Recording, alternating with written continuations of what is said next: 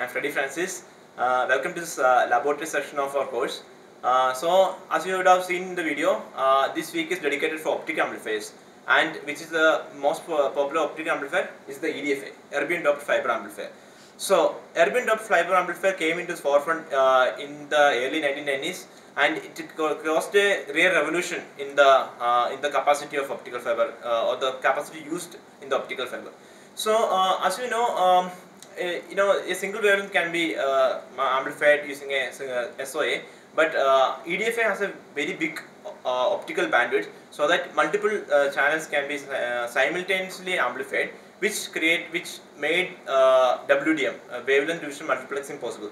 So here we will see how an optical amplifier, that is the EDFA in this case, is characterized, and we'll see we'll do a particular analysis on input and signal, the signal and pump characterization.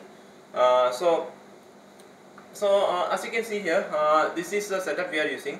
But before diving into it, I will give you a brief introduction of just a refresher of how the EDFA works. As we know, EDFA is a 3-level system. It has got 3 levels, and the pump, which is a 980, pushes the erbium ions from the ground state to the upper energy state, from where it non-radiatively decays to the metastable state, where it has a higher lifetime of around 10 milliseconds, and it will stay there for 10 milliseconds. By the time when the signal comes, it stimulates the emission, causing a stimulated emission at 1550, which is in the same phase as the signal system, as a signal photon, so which causes the amplification.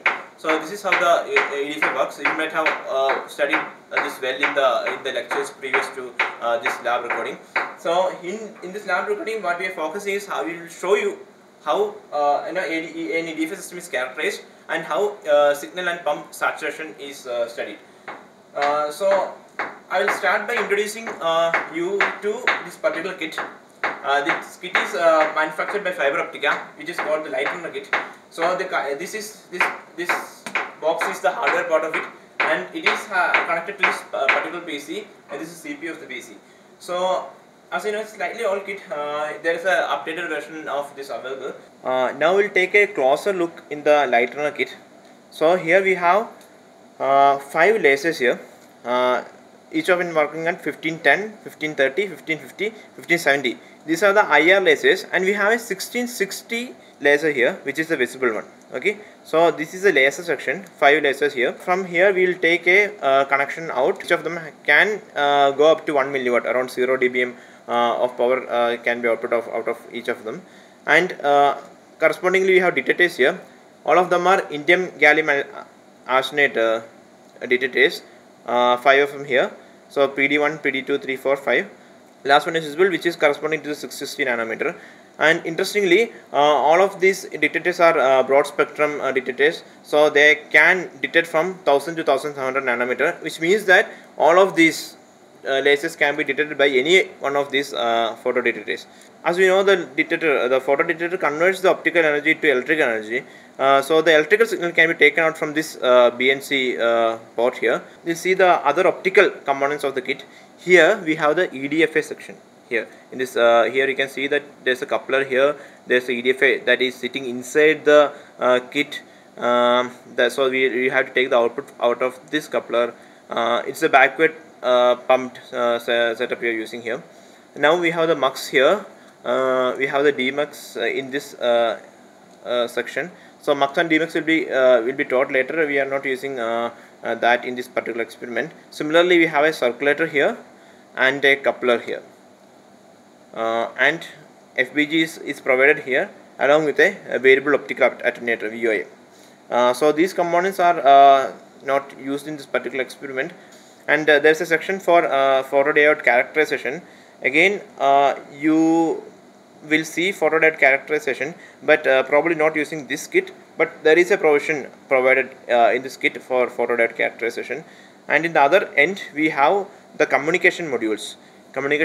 As in, so here we have channel 1 output, channel 2 output, and the next channel trigger you can give here. And here we have three digital ports. This is a USB 2.0 port which is connected to the PC, another one USB 1.2 port which is also connected to the PC, and digital link which is also connected to the PC. So the information that is transmitted from here is basically the control information is to this kit, and there is a digital oscilloscope function available within the PC. So that digital oscilloscope information, the signals will also be passed through this particular link. So that's and then here is a modulation selection switch. So as you know, these lasers are not just continuous, they are continuous wave lasers, and there is a provision for modulating them also in this kit. So that can be done either externally or internally, and you can use a software control or a hardware control for that. So here is a section dedicated for that, and there is a section dedicated for laser characterization also. Okay, so these lasers can be characterized using that particular section. So this is basically the light runner kit which is produced by Fiber Optica, and we'll be using it for many of the upcoming experiments also. So this is the power meter we will be using.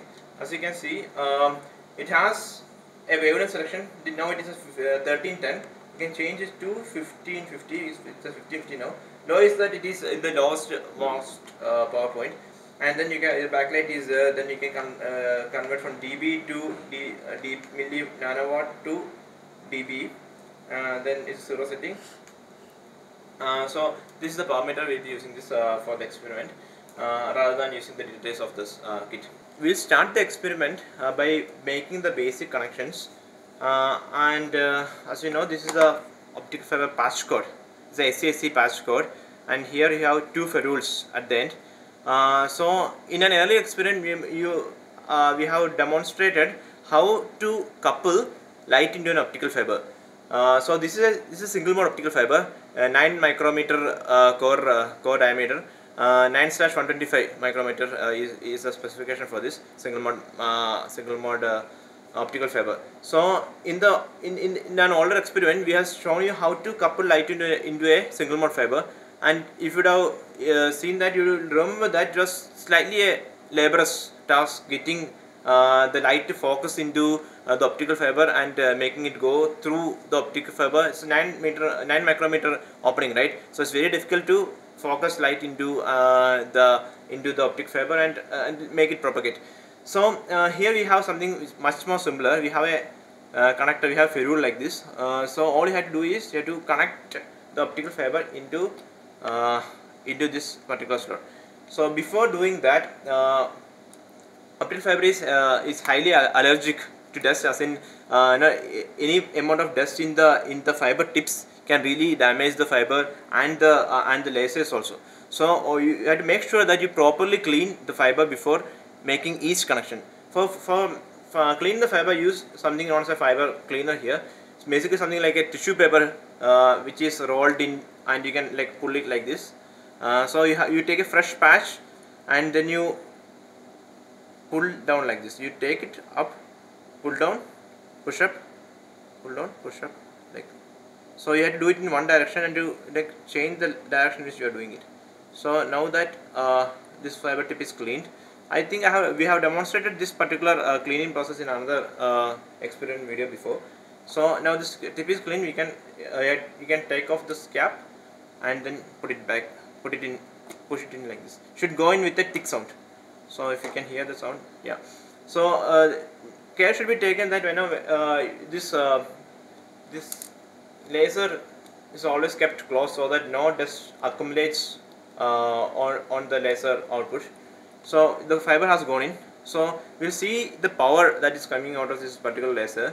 So this is the other end. Other end also needs to be cleaned. So you do it a few times, and then once it is cleaned, you can connect it to this power meter here. And you can control this kit from this PC. There is a software that is given for that. This is a light runner software. So you can shoot it up, and here you have the laser controls. So as you know, there are 4 IR lasers and one visible laser. So visible laser cannot be used in the experiment because EDFA works in in the 1550 nanometer range. So we have individual control for each of the lasers.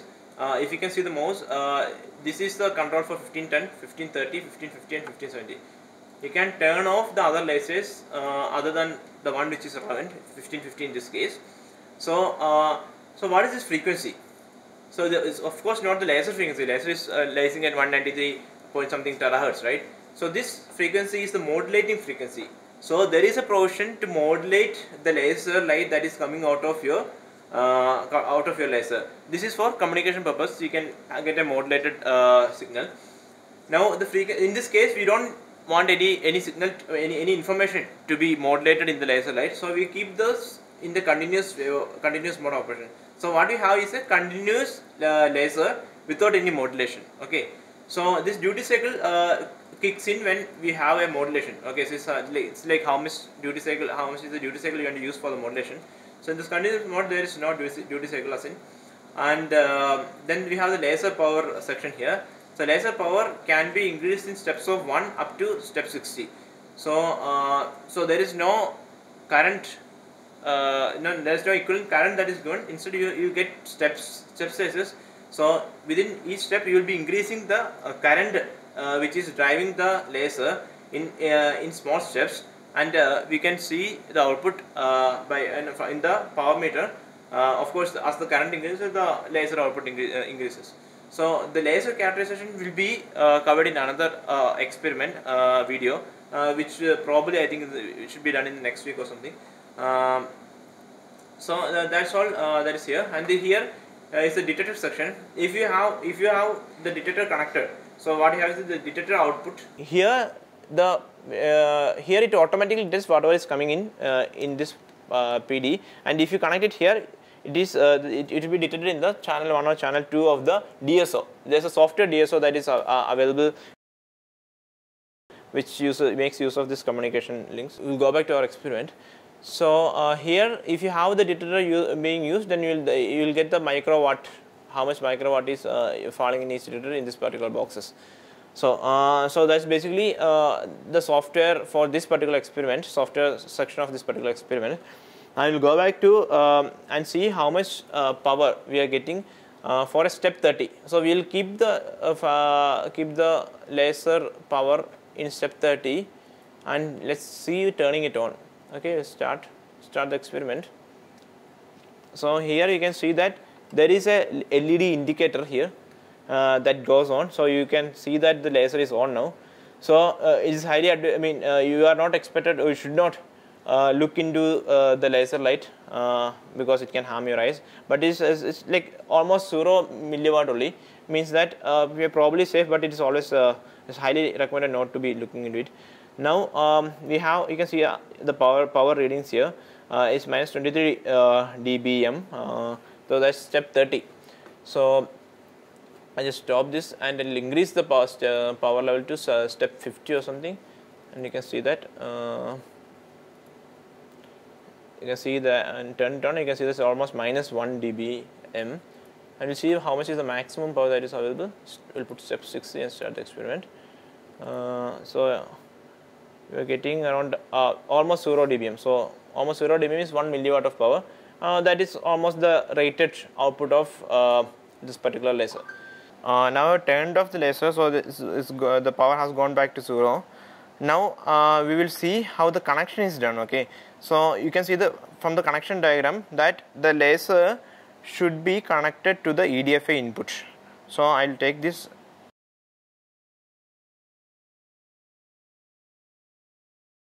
There's a notch in this. There is a notch in this ferrule. You can see this notch. That notch has to go in. There must a corresponding hole there. So I have to connect it like this. So this is the connection. You basically have connected the laser to the EDFA now. Now I'll show you the connection setup of the EDFA as such. I'll remove this for better visibility. I'll cap. You have to always cap the fiber once you are done with it. You have to cap it like this. Okay. Now I'll show you how the internal connection is made in this particular section. As you can see, it is marked ER3+ here. This is the EDFA there. the EDFA one end is here and the other end is here. Okay, so below this there is a EDFA that is around 10, probably 10 to 20 meter, which is wound inside this particular grid. So it runs from here to here. So you have to give the input at the input end of EDFA, and the signal propagates through this. And here we are using a backward pumping method. So the pump signal will traverse in the direction opposite to that of the signal. So the signal is passing through this way, okay, from this erbium doped fiber to this end, that is through the erbium doped fiber. So basically this entire section is the coupler. Okay, it's a WDM coupler, wavelength division multiplexing coupler. So it is used for multiplexing two different wavelengths. So which are two different wavelengths? One is a communication wavelength, that is a signal wavelength, and the other one is the pump wavelength. Pump is, as you know, the pump is at 980 nanometer and the signal is at 1550. So you need a wavelength division multiplexing coupler for coupling these two together. So this is the WDM coupler, and this is the common port. Okay, this is one input. So if you can see this this element independently, this is one input, this is another input, and both of them will combine together and come out through this. If you are giving signal from this port and this port, it will come out through this. But it's a bidirectional device, so you can give an input from here, then it will, if it is 1550, it will come out through this port, and if it is 980, it will come out of this. Okay, so again, as it is bidirectional, what we are going to do is we are going to give 980 nanometer pump in this port, so that 980 nanometer pump will go in this way, and it will go here and then traverse the EDFA in the reverse direction to the signal like this. Okay, so there is an internal isolator for protecting the light from, for protecting or for preventing the pump from going to the sources. There's an internal isolator inside this. The signal pathway is going to be in this direction. Signal is going to traverse here, then from there to here, and there to here like this. Okay, there to here like this. Okay, and the pump is going to go from here to here, here, and then here. Okay, so that's the signal and pump propagation pathways. And here, where is the pump? So pump laser is here. So it's given very close to the EDFA itself. Now you can see that this section, this is the pump control. But there is a software control also for the pump, which can be seen the screen. Probably will show later. And the laser out that is coming out of a connector is being coupled out through this fiber like this, and you have to connect this end and to clean the fiber first.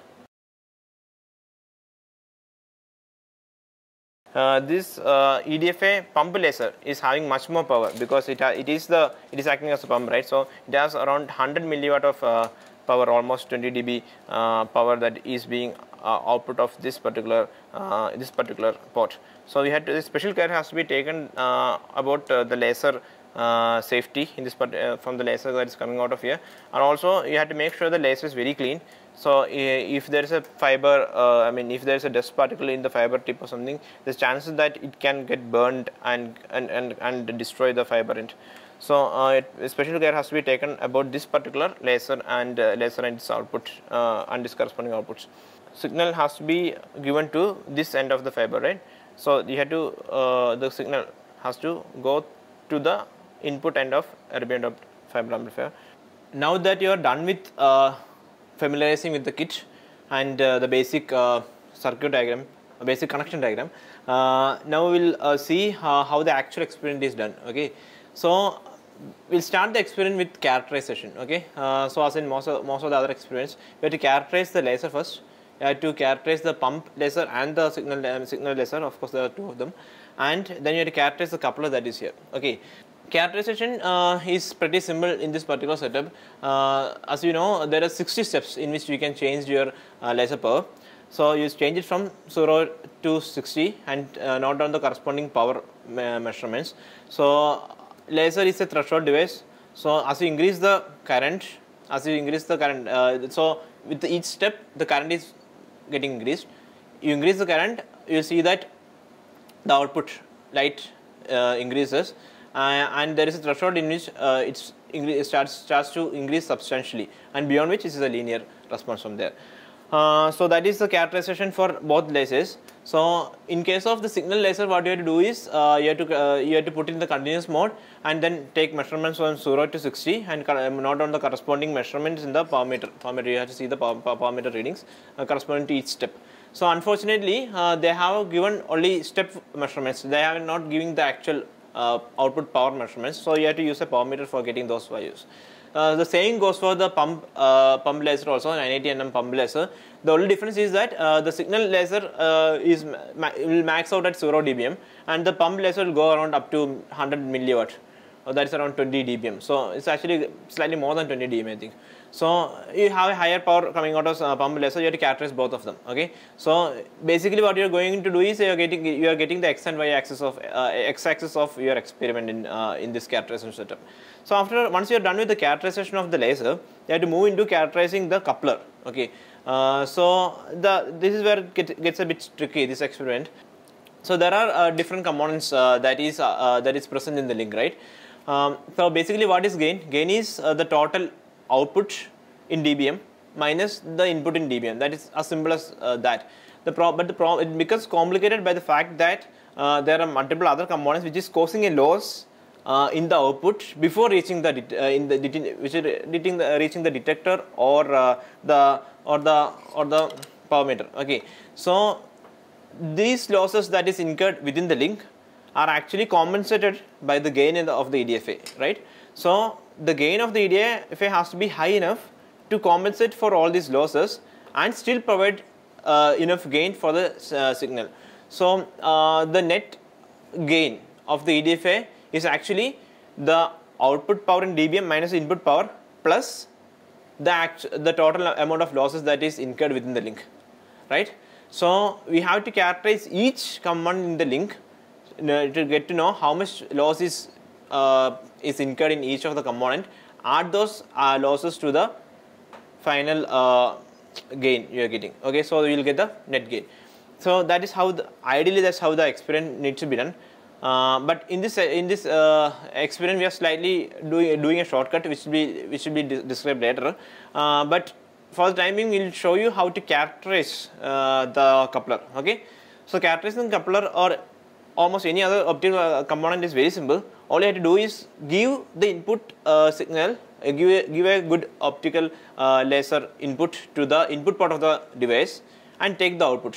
Okay, you are characterizing this for the attenuation. Okay, just for attenuation characterization, you are doing this. So you have the input, you know the input power levels, and you know the output power levels, and you can easily calculate the loss, right? So that's how you do that. That's exactly how you do that. You have to do that for the coupler. So coupler, in case of WLAN coupler, is slightly complicated by the fact that you have multiple wavelengths that is going in. So as you can expect, we'll see in this kit here now. We'll see how it is actually done. So we'll take the laser output from the 1550 laser that is here, and you connect it to the COM port. So now that we have connected the laser 1550 laser to the COM port, we expect the output to be coming from this port, which is the 1550 port. So this is a WLAN coupler. It will make sure that there is no signal that is going to the 980 laser, because as it is a WLAN coupler, it will couple this light in this way only. Okay, it won't go in this 980 laser. So similarly, if you have 980 input here, it will go straight into the 980 port and not through the 1550. Okay, so if there is a light that gets leaked from 1550 port to 980 port or vice versa, we call it crosstalk.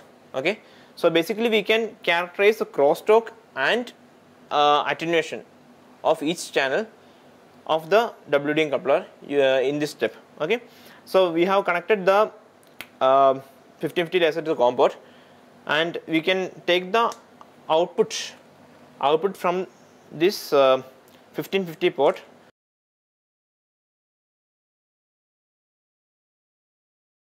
So I haven't turned on the laser, so the power is still 0 dBm. I'll keep it here for better visibility. So it is minus 1.07 dBm. Okay, so this is a problem, right? So we don't know how much power is being sent.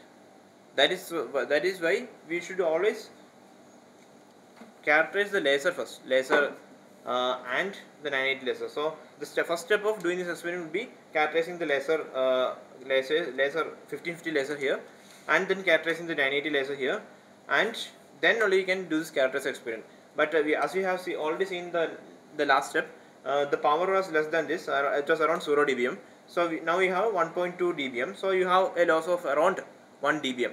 So that is the loss that is provided for 1550 channel by this WDM coupler. Okay, we call it the insertion loss. So insertion loss is the loss incurred in this link just because that particular component is inserted in between the link. Okay, so that is the insertion loss of 1550 nanometer. Similarly, you can find the insertion loss of 980. So for that, what you have to do, you have to connect 980 either here or here. It's a bidirectional device, so you can connect it either here or here. So once you connect the 980 either here, let's assume that you are going to connect 980 here. So you will get an output here. Okay, so that will also be attenuated by a factor, and that is going to be the insertion loss for 980 nanometer. Okay, so for finding the attenuation or crosstalk, you have to give 1550 here and see how much output is coming out of the 980 port. Well, we'll see that right away. So we are going to turn off the laser now. Laser is off, and we'll make the change the connections now. Change the connections now. So we'll take the output from the from the 980 port like this. Okay, now we'll turn on the laser again. So 1550, we are sending 5050 laser to this WDM coupler COM port and see how much power comes out of the 980 nanometer port. Okay, we call this the crosstalk because nothing is expected to come out of the 980 port, but still because of the coupler imperfections, we might have some output that is coming. So we are turning on the laser now. We are turning on the laser in the screen. So we'll see how much is coming now in the power meter. The power meter will see how much it is coming. So it's around minus 24 dBm that is coming. So we are sending 0 dBm power and minus 24, few microwatts of power is coming out of this port. So that means that there is a measurable crosstalk that is happening in this particular WDM coupler. But it's okay. It's like minus 25 or minus 24 dB less than that of the other channel. So probably for this experiment that is all right. So we'll carry on with that. So in the next step, what you have to do is you have to characterize the WDM coupler with 980 nanometer. Okay, so that will do next. So for that, we will turn off the laser again. We'll turn off the laser and we'll change the connection. So the input now gets changed to 980. So you can cap this and keep it away, the 1550. So this is the 980 laser output. This is 980 laser output. You are going to give that output. First we'll see how much is the maximum power that is coming out of the 980 nanometer laser. Okay, so we'll clean that. So it's very important that you clean the fiber, especially the high power output fibers. You clean it very properly, and then you connect it to the to this port. So basically, for the WDM coupler, you are giving the 980 nanometer to the COM port and see how much is coming out of the power meter. So, but before that, you have to know how much power is coming out of the 980 nanometer laser, right? So we will connect that straight to this power meter first. So you will cap this for the time being. So you connect the 980 nanometer laser straight to this power meter, and we'll put maximum power. We'll put step 60. Step 60 in this. So you can see that this is 980 nanometer pump laser. We are keeping it at step 60. So you can see that this is a 980 nanometer pump laser control. We are keeping, there is no modulation options for that, and we are keeping it at the maximum power of step 60. Okay. Now we'll see how much power it is getting. We are getting in the power meter. So we are turning the laser on now. We have turned it on now. So you see how much power is coming now. So it's 21.57 dB. So it's more than 100 milliwatt of power that is coming out of that. So you will remember the value 21.5. Now we'll see how much power is getting attenuated because of the coupler for 980. For that, what you have to do is we'll stop the experiment again.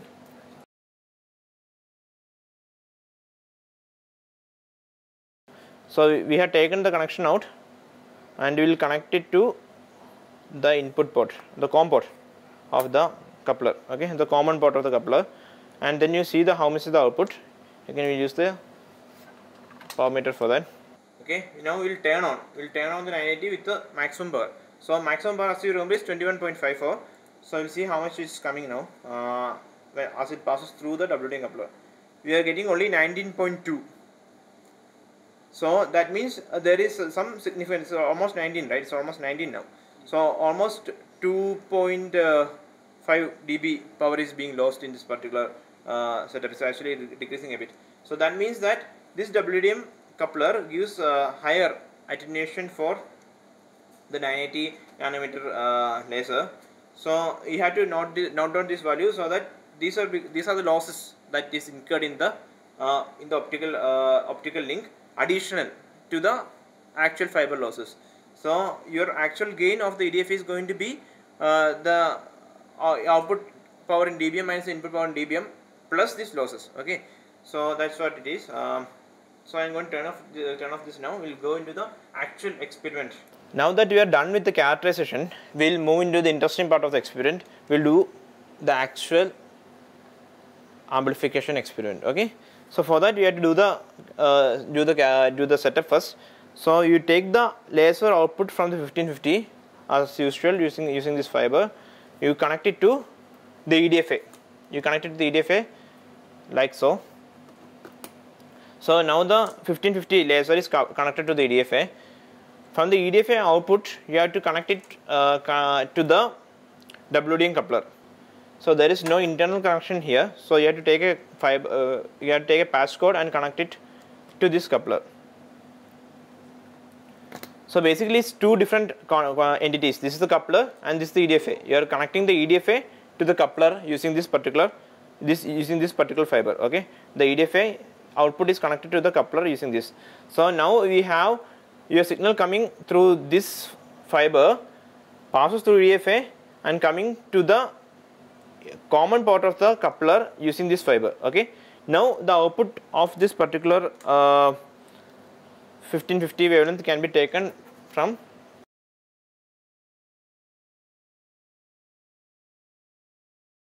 the output port. This is the output port, the 1550 output port. From the 1550 output port, you are taking the output, and of course the output is to be measured, and we give it power meter like this. So that's the connections. And okay, of course, the most important connection we forgot. We had to pump the laser. For that, we have the pump that is coupled here. Pump fiber patches here. You have to connect it to the 980 input.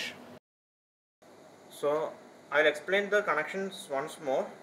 The laser light at 1550 is taken from this input, this laser output, and then connected to the erbium dot fiber amplifier here. So there is a erbium dot fiber amplifier residing beneath this this particular block, and the signal reaches here and then gets passed to the WDM coupler block using this passcode.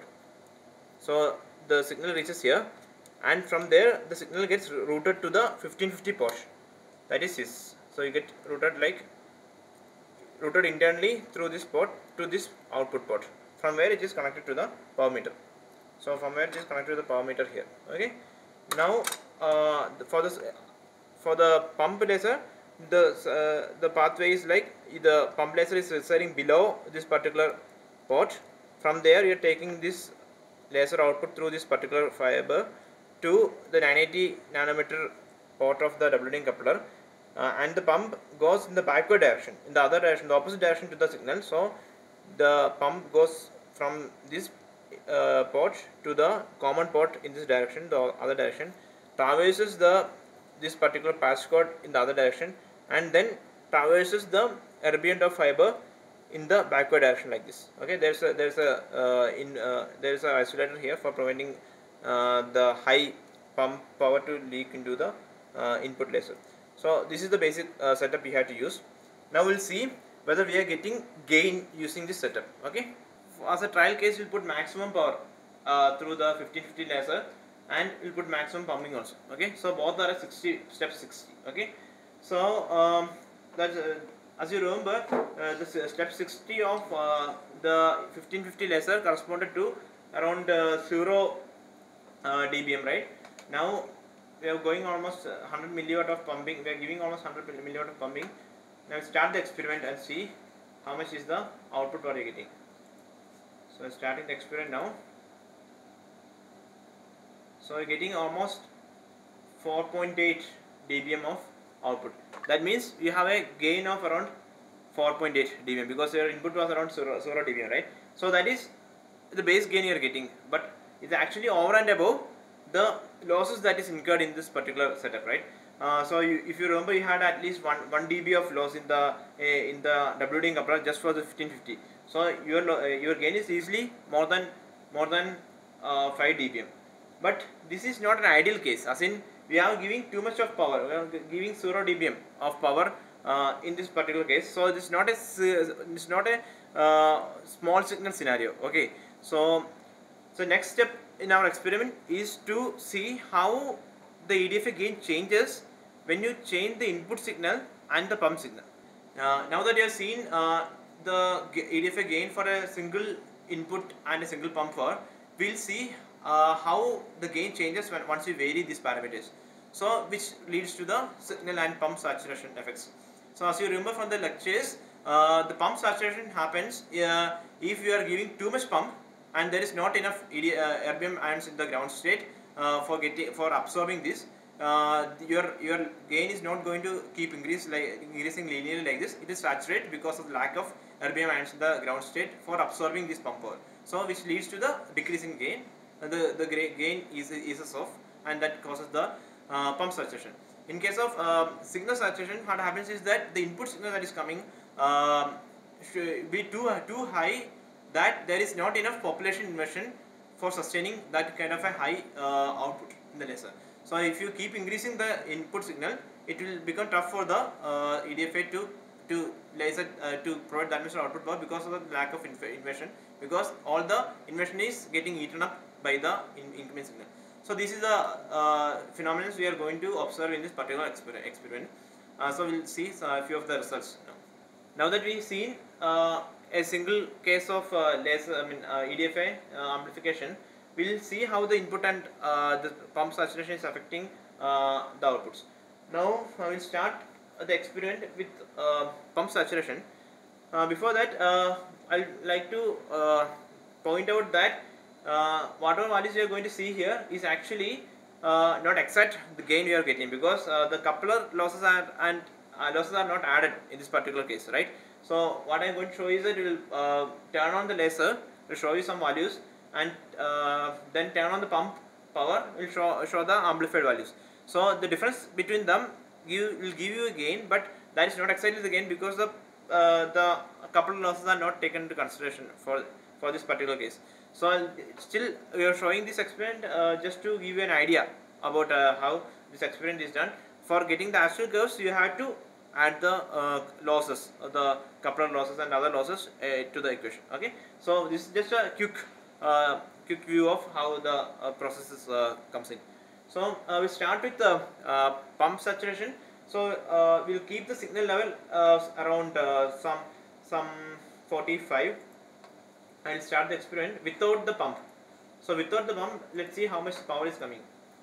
So without the pump, we are getting around minus 19 dBm. Okay, so it's not exactly say if you have directly connected this 1550 to the power meter, you would have gotten a higher value. But now that we are connected to the EDFA and there is no pump given, there is the signal is getting absorbed by the EDF RPM dot fiber, so there is a high loss there. Okay, so this is not so it's not exactly the gain you will be getting here. Now we'll increase the pump from 0 to 60 in steps of 10 or something. So it is interesting note that as laser is a threshold device, the laser gets turned on around after 25 step 25 only. Okay, so 25 to 30, 30, 33 of that time means these lasers are turning on. So there's no point in taking measurements below 25 and all, but still we'll take a few measurements and see how it fares. We keep the pump power 10 and see output. So again it's still minus 19. That was as if there is no pumping. So minus 19, and we'll keep it at 20. We should expect it to be around minus 19 again. So it's minus 20 actually. There's more losses, and we'll keep it we'll keep it in step 30 and see. So it comes around minus 16. So we have started to get some gain, as in the input was around minus 19 and we're getting minus 16, right? So we are getting improvements in that sense. So we'll go to minus 40. So yeah, now we have very serious gain, like minus 1 you are getting. So almost 18 dB of difference you have here. So putting step 50, you have 2 dB. So it's positive 2 dB, and then step 60 you have 3.6 dB output. So so this won't give you the graph, as in, I mean, I will flash the graphs, but this won't give you an idea of how the pump saturation is actually kicking in, because the values in dB, and then the steps, the laser power doesn't change linearly with the steps sometimes. So but still we can understand that with more pump power we could get more laser output. And if you document all these values and we'll take and draw the graph, we'll get a linearly increasing and then saturating output. Okay, so that is the pump saturation. Now we'll do a similar thing with the signal. So you have to keep the pump at a reasonable level of step 50. Step 50 is quite good, and we have to increase the signal from around 0 to, let's start with 0 to 60. So so pump is there. Now just with the pump, right, the input is at 0 dBm, I mean is at 0 step. Now just with the pump you have minus 9 dBm. This is because of the spontaneous emission that is happening within the EDFA. So and as we know, the erbium ions in the excited state, they spontaneously come down emitting a photon, and that all contributes to almost minus 10 dBm. That is quite some power actually. So this is actually a noise source in the EDFA, which we will learn later. So we'll keep on adding the signal. So again, signals laser also turns on only around step 25, 28 or something. So here also I am not expecting much change. So it's again minus 10 dBm. Minus, we'll see minus 20, step 20 is shouldn't change much. Should be again minus 9, and step 30 we should expect some changes at least. It has become minus 8 now, so slight changes are there. We'll increase to 40. Let's see how much it is. Now see, there's a drastic change now. We are getting almost minus 1 dBm output power. Okay, so and we'll go to 50, step 50.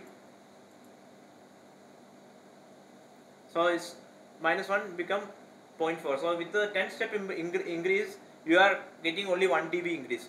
From step 20 to step 30 to 30 to 40, you got almost 8 dB of improvement.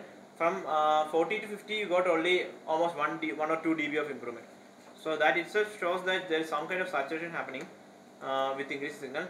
So again, we'll start with we'll check out with 60, and here only barely any improvement, 0.6 it is. So not a lot of improvement. So it is very evident that the signal actually saturates the gain of the EDFA. So this is the experiment. So we'll show you some results also if possible. So that is the experiment for this week. So you would have learned the theory of EDFA, how it works, how the population inversion happens, what are the important parameters that affect the gain, etc. In the experiment, in this experiment, we saw how to get a EDFA system going, how to get gain out of it, and how the input and the pump saturates the gain of the EDFA system. So that is pretty much it for the week, and I especially thank Nirjar here for assisting me with the video. So I expect you guys love the experiment setup. That's this for the week. Thanks. Enjoy. Enjoy, guys. We love your questions.